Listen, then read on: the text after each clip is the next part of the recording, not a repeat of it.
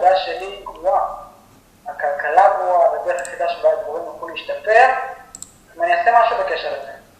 מה אתה רוצה לעשות? אני הולך לבנות עסק בשיווק רשתי.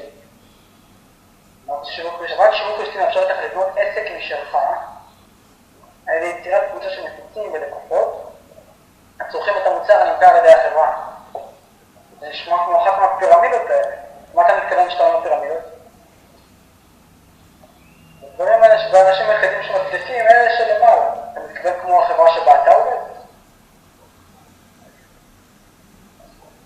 אבל אתה צריך להיכנס מוקדם בשביל להרוויח. למעשה בחברת שיווק רשתי טובה, אתה יכול להרוויח יותר מי שנמצא מעליך, אם אתה יותר פעיל.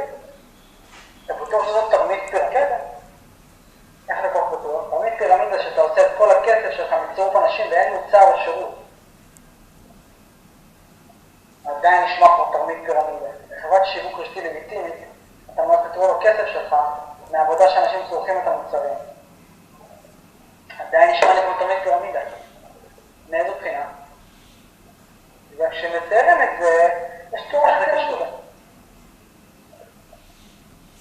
לא יודע, פשוט נשמע לי כמו תרמית פירמידה. אם היית צריך לצייר את התבנית הארגונית של החברה שאתה עובד בה, באיזה צורה היית מקבל? אתה צריך לצייר את התבנית הארגונית של הבית כנסת שלך שאתה עובד עליו. איזה צורה היית מקבל?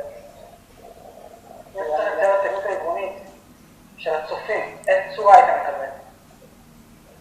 פירמידה, זאת הנקודה שלי? כן, לא היה לי מושג שיש כל כך הרבה תרמיות פירמידה בעולם.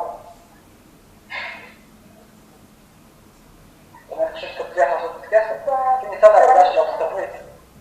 זה האיגוד למכירה ישירה, עם אותה השקעה של זמן ומאמץ, יש לך סיכוי של פי 5 להרוויח מעל $100,000 בשנה. שיווק רשתי מאשר בעבודה המצליחה שלך. כן, גם לי שם את העבודה שלי. זאת הסיבה שאני ממלא לא טוב כל יום אחרי עבודה, 16, 12, 84, 5. אולי כדאי שגם אתה תקים עסק משלך במקום, לאשר כל העתיד למזל שלך.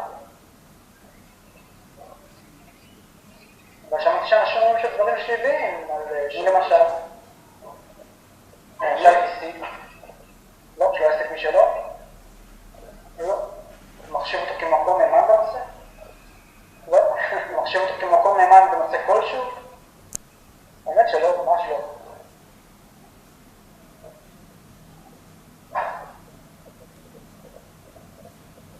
גם השמון דברים שיווק רשתי לא עובד, זו הסיבה של אנשים שחושבים שאין שחיתות בממשלה. פשוט ברור.